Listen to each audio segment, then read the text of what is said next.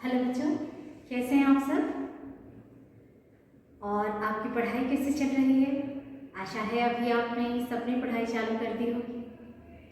आज मैं जो कहानी लेकर आई हूँ आपके सामने, वो कहानी हो सकता है आप में से बहुत सारे बच्चों ने वो कहानी कई बार सुनी होगी, अपनी दादी से, अपनी नानी से, अपने बड़े भाई से, क्योंकि ये कहानी कुछ ऐसी कहानी है जो बहुत समय से चली आ रही है।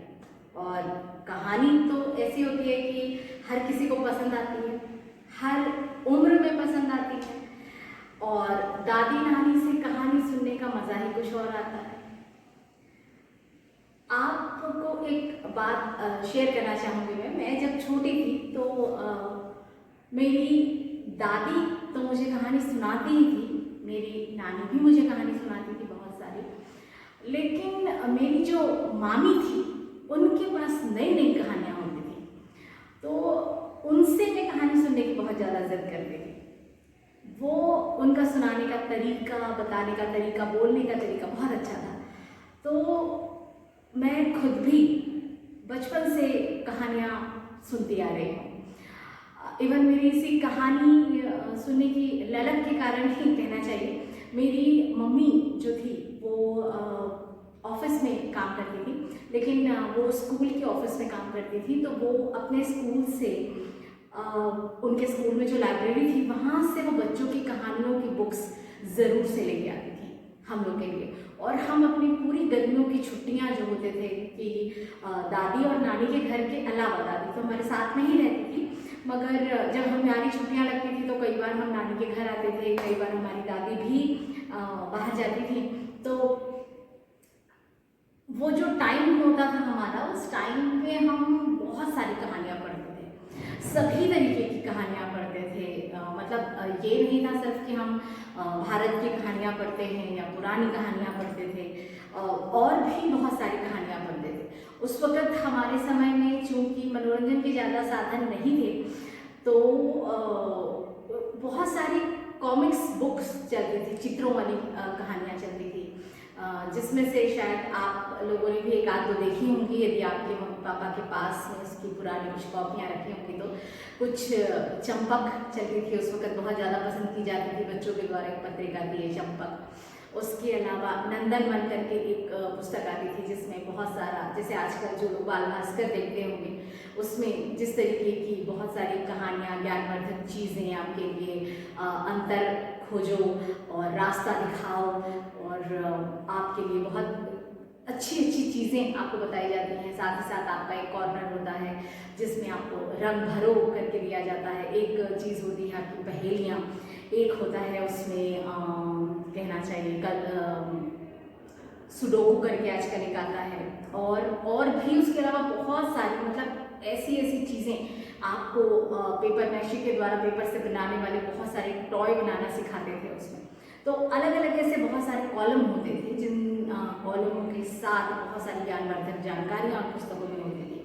साथ ही साथ उस वक़्त हम एक और पुस्तक पढ़ते थे, चाचा चौधरी, जो बहुत ज़्यादा पसंद की जाती थी। आजकल आप उसे कार्टून के रूप में देखते हैं, मोटू पतलू है। उस वक़्त एक सुपर कमांडो ध्रुव करके एक बहुत अच्छी कॉमिक्स आती थी जो हम पढ़ते थे। और आप यकीन नहीं करेंगे, जिन बच्चों के पास ये कॉमिक्स होती थी उन बच्चों से हम रेंट पे लिया करते थे। उस वक़्त 25 पैसे 50 पैसे चलते थे, तो एक दिन 2 दिन के लिए हम उसको रेंट पे लेकर पढ़ते थे। इतना ज़्यादा शौक हुआ करता था पढ़ने का। तो आजकल तो आपको सारी चीज़ें नेट पर अवेलेबल हैं, आप जब चाहें जो चाहें वो सारी चीज़ें आप नेट से पढ़ सकते हैं। लेकिन फिर भी नेट में भी आप यदि देखें तो हर कोई अपने अपने तरीके से कहानियों की प्रस्तुति करता है, जिसमें से बहुत सारी चीज़ें हमको पसंद आती हैं। कहानियों में एक अलग ही बात होती है। कहानियाँ हमारे कहना चाहिए ना सिर्फ हमारी कल्पना को बढ़ावा देती हैं या कहना चाहिए हकीकत में बदलती हैं, बल्कि एक अलग ही खुशी का आभास कराती है और एक अलग ही दुनिया में लेके जाती है, जहाँ वो सब कुछ पॉसिबल होता है जो हम करना चाहते हैं। वहाँ हम बच्चे नहीं होते हैं, वहाँ हम अपनी अपनी समझ के हिसाब से बहुत सारी चीज़ें हल कर लेते हैं। तो हमारे सपनों की दुनिया है, कहना चाहिए, कहानियाँ। तो आप लोग भी कहानियाँ ज़रूर से पढ़िए, जानिए कहानियों के बारे में। कहानियाँ आपको बहुत सारी चीज़ें सिखाती हैं। कहानियाँ आपको बताती है कि आप कैसे अपने जीवन में आने वाली कठिन परिस्थितियों से लड़ें। कहानियाँ आपको बताती है कि आप जब ये कहानी लिखी गई होगी उस वक्त कहना चाहिए कि लोगों की सोच कैसी थी, लोग क्या पहनते थे और किस तरीके के हालात हुआ करते थे। तो आप के साथ में यदि वो हालात बढ़ जाएं या आपको यदि कभी उन हालातों से आपका सामना हो जाए तो आपको किस तरीके से निर्णय लेना है और अपने आप को मंजिल तक पहुंचाना है, भटकना नहीं। ये सारी चीज़ें आपको कहानियाँ सिखाई जाती थी, कहानियों के द्वारा ही पता चलती थी। और कई बार तो यहाँ तक होता था कि यदि आपने सुना होगा तो कि पंचतंत्र और हितोपदेश की जो कहानियाँ हैं, जो आचार्य विष्णु शर्मा के द्वारा सुनाई गई हैं, वो कहानियाँ एक राजा के 3 मूर्ख राजकुमारों को इसलिए सुनाई गई ताकि वे राजकाज के लिए जो उन्हें बुद्धि चाहिए, कार्यकुशलता चाहिए, उन्हें जो वीरता चाहिए, वो सारी चीज़ें उनमें आ सके। वो ऐसे गुण, मतलब एक राजा के जो गुण होते हैं, एक अच्छे राजा के जो गुण होते हैं, ताकि वो न सिर्फ अपनी प्रजा की सेवा करे, अपने राज्य की सीमाओं की रक्षा करे, बल्कि अपने राज्य में आने वाली हर परेशानी से लड़ सके। तो इन सारी चीज़ों के बारे में समझने के लिए उन राजकुमारों को आचार्य विष्णु शर्मा ने अपनी कहानियों के माध्यम से बुद्धिमान बनाया था। तो चलिए हम अपनी कहानी शुरू करते हैं। जैसे कि आप बोर्ड पर लिखा देख रहे हैं, आज की जो कहानी है वो है हमारी एक बहुत बड़ी आदत के ऊपर, क्योंकि हम बहुत जल्दी सब कुछ पा लेना चाहते हैं। हम मेहनत नहीं करना चाहते, हम इंतज़ार नहीं करते, लेकिन ऐसा करने से हमारा सिर्फ और सिर्फ नुकसान होता है।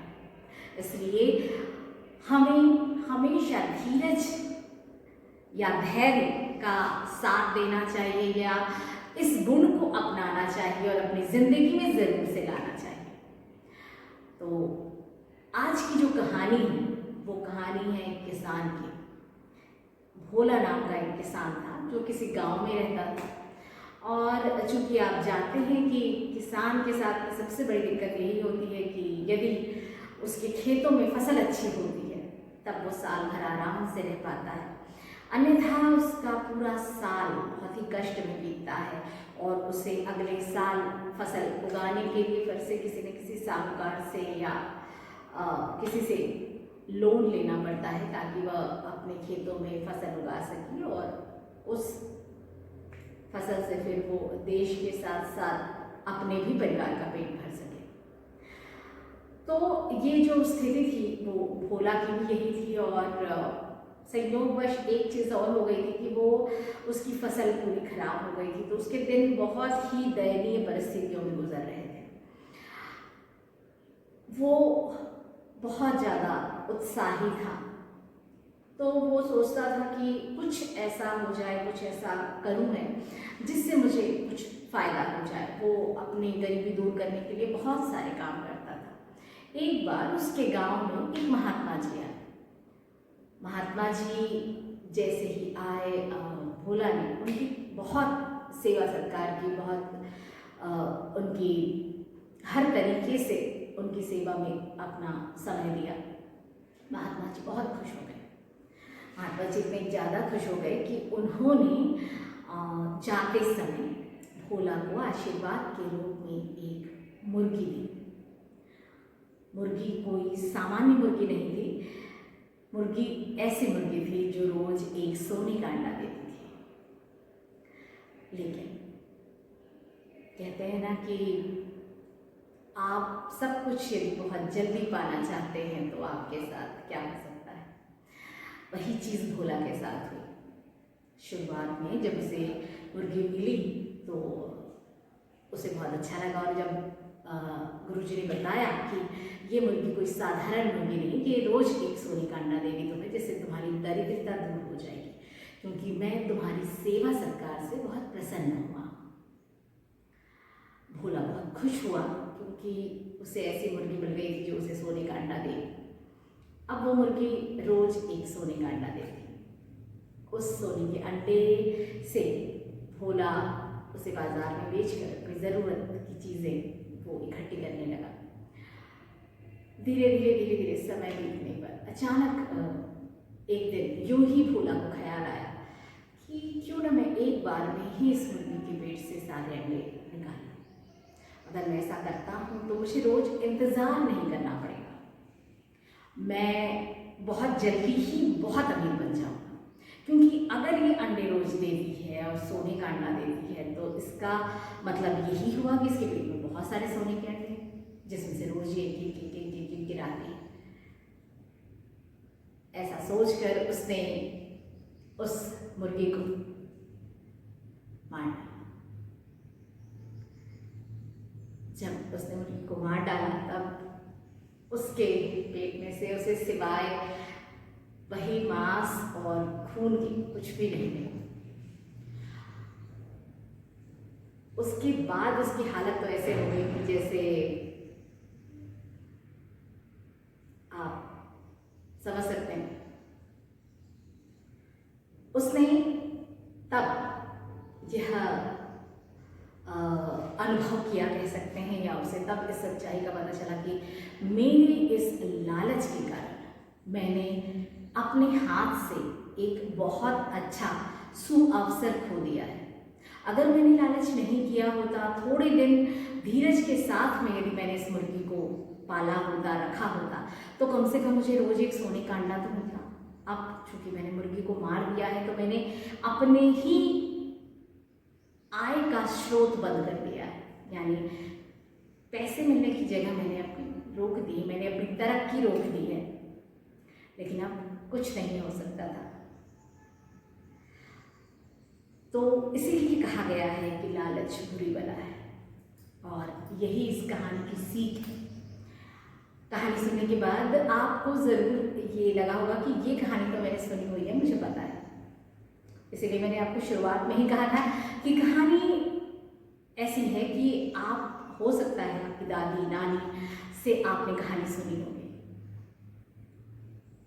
अगर आप भी कोई कहानी जानते हैं या कहानी आपको कोई और कहानी सुननी है तो आप चाहे तो मुझे मैसेज कर सकते हैं, या मुझे मैसेज में बता सकते हैं कि आपको किस तरीके की कहानियाँ पसंद है।